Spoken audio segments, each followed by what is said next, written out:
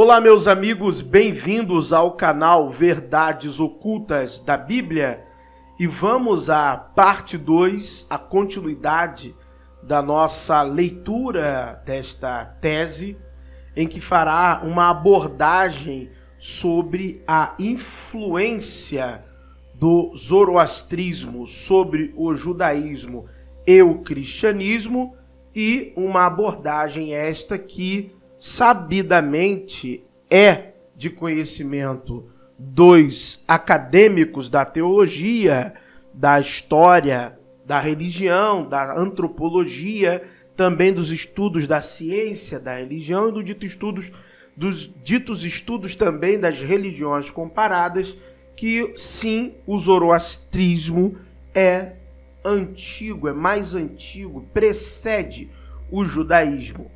Isso aí, os fariseus, os essênios, algumas seitas judaicas sofrem a influência do zoroastrismo ali no período em que estiveram no cativeiro e retornam com as concepções e ideias teológicas ou crenças persas, zoroastrianas. Então, vamos dar continuidade à nossa leitura do ponto exato em que paramos. Numa análise superficial, as semelhanças entre a tradição zoroastriana e a judaico-cristã são numerosas e dificilmente poderiam passar desapercebidas. Entre elas, a crença em um paraíso primordial, Descartes, livro 7, capítulo 9, versículos 3 a 5, identificado com o Jardim do Éden, de Gênesis 3. Aqui, só um pequeno aprofundamento, as descrições, não só no Descartes, como no Bundarrish, em alguns gatas, vai muito além do que uma identificação com o paraíso de Gênesis 3.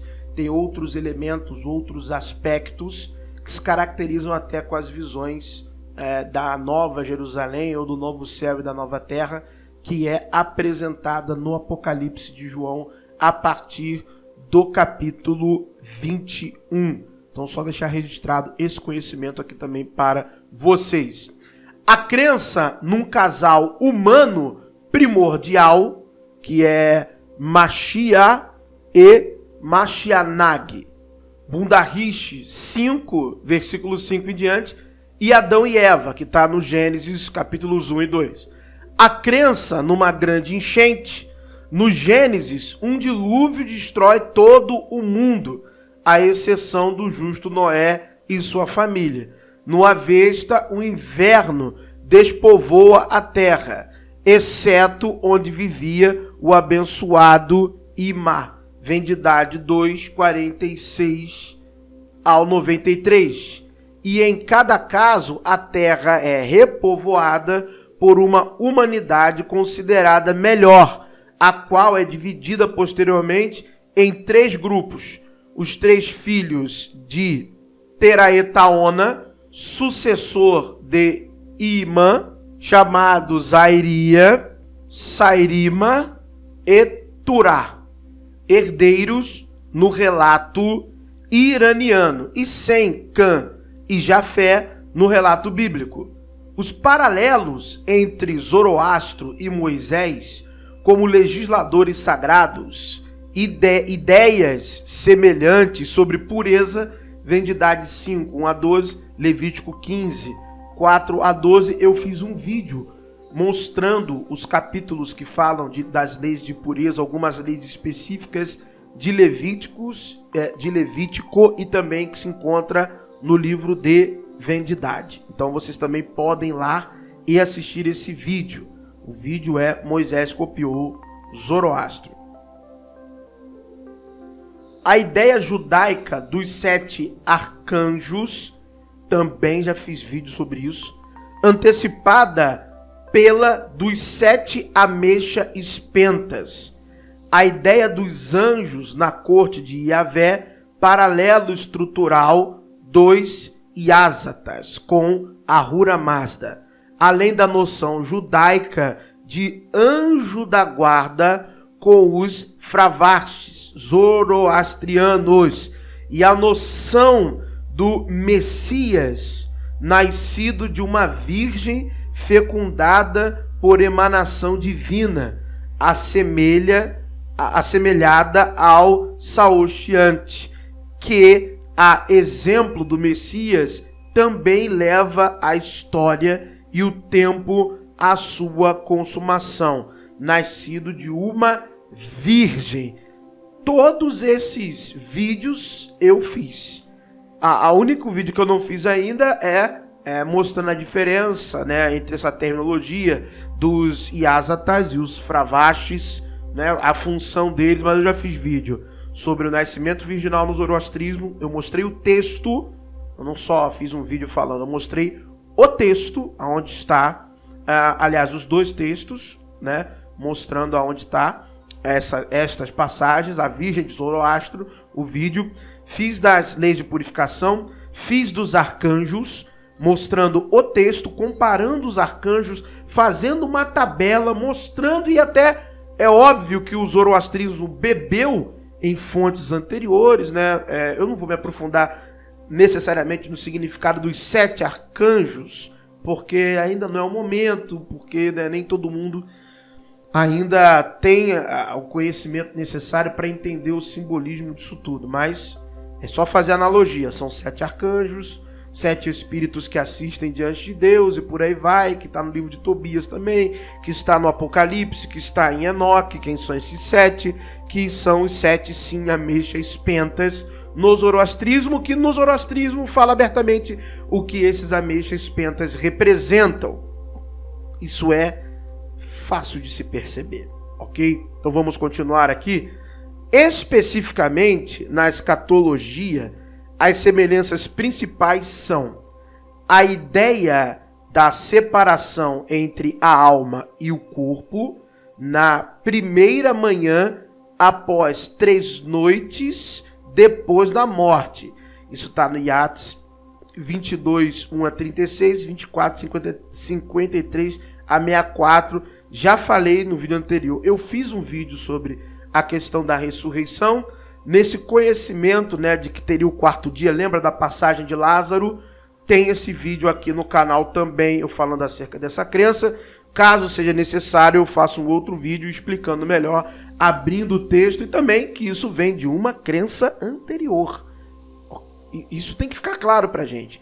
O zoroastrismo também não inventou nada. Isso vem de outras escolas também de pensamento oriental, é claro. Então vamos continuar. Com analogia na ressurreição de Jesus, na aurora do 4º dia após a sua morte, a noção de inferno, a casa da pior mente. Olha, se você quer entender sem muito rodeio, é claro que tem toda uma simbologia, metal que derrete, montanha de não sei o quê, mas se você quer entender sem rodeios o que é o estágio infernal, o Avesta é uma ótima direção, já está ali, a casa da pior mente. Então, isso tá, vamos lá na referência, no Yates 32, 13. A ideia de juízo final, semelhante ao grande julgamento final e universal realizado pelo último Saoshyant, quando da consumação, que pela algumas leituras, né, vão dizer que são 3, né, mas na verdade são aspectos de uma única manifestação em temporalidades diferentes. Então vamos continuar aqui. Pelo último Saoshyant, quando da consumação, a última aprovação por metal liquefeito. Não tem como não lembrar do texto de 1 Enoque, lendo Bundaris 34, 10, 20 a 27. 34, 10 a 20 e 27. É impossível você não lembrar do que está lá em 1 Enoque. A ideia da ressurreição dos mortos, antecipada pela ideia do Ristax. Se eu não me engano, a pronúncia, eu não sei exatamente, deve ser essa. Ressurreição em alma e corpo. Tem essa questão da ressurreição. Eu li um pouco mais sobre isso no zoroastrismo. E, como eu falei, eu vou fazer um vídeo mostrando, né, que Paulo fala de um corpo glorificado, um corpo transformado, um corpo de uma outra natureza, entenderam que não é dessa matéria que essas ideias são zoroastristas. Não tem nem o que negar, Paulo não inventou nada. A ideia cristã de uma entidade do mal que optou por ser má, a exemplo de Angra Mainyu, então está ali na 35, e a semelhança do encontro Jesus-Satã, já fiz esse vídeo também, a tentação do Zoroastro, com o encontro Zoroastro, Angra Mainyu no Avesta. Mas o muito interessante dessa passagem do Vendidade 19, 1 a 9, é que ela deixa claro que tudo aconteceu na mente de Zoroastro. Isto é fantástico, fantástico. Vamos encerrar a leitura aqui e eu vou continuar em outro vídeo a leitura. No capítulo do seu estudo que trata do zoroastrismo, Frost afirma que grande parte dos conceitos encontrados tanto no Antigo como no Novo Testamento se origina diretamente do zoroastrismo. Então o acadêmico está afirmando isso. Embora a religião em si não seja mencionada na Bíblia, muitos dos reis da Pérsia mencionados no Antigo Testamento eram zoroastrianos. Então, tem achados arqueológicos e não dá para discutir com a arqueologia. Principalmente Ciro. Ciro era um adorador de Ahura Mazda. Ciro era um zoroastrista. E o mais curioso ainda é que existem vários paralelos no livro do profeta Isaías, e nós vamos tratar sobre isso, de ditos de Ciro, que estão lá no livro do profeta Isaías, como se fosse Isaías. Estou falando uma coisa séria aqui, que poucas pessoas sabem disso, que era o Ciro falando do Ahura Mazda. E no livro do profeta Isaías, vai como aquilo se trata para o Yahvé, o Deus dos judeus, e também tem algumas passagens do Avesta que são muito similares, na verdade são duas passagens que são idênticas a versículos que estão no livro do profeta Isaías. Um dos versículos é aquele que fala que é Deus que cria o mal, um versículo muito polêmico para muitos cristãos. Então isso é importante ser dito. Os magos, homens sábios do leste, que vieram à manjedoura para ver o recém-nascido Jesus, eram sacerdotes zoroastrianos. Fiz um vídeo falando sobre isso, mas eu quero fazer um vídeo mais completo e mais profundo sobre isso. Eu falei da estrela, né? O que era aquela estrela? Era a conjunção de Júpiter e Saturno. Isso foi atestado pelo astrônomo Johannes Kepler. Ele atestou isso. E todas as pessoas que fizeram o cálculo astronômico do chamado ano zero, houve uma conjunção Júpiter-Saturno sobre o céu de Jerusalém, o céu de Israel, ok? Uma conjunção Júpiter-Saturno, isso é atestado astronomicamente. Então tem uma razão. E os magos estudavam astrologia, os magos persas.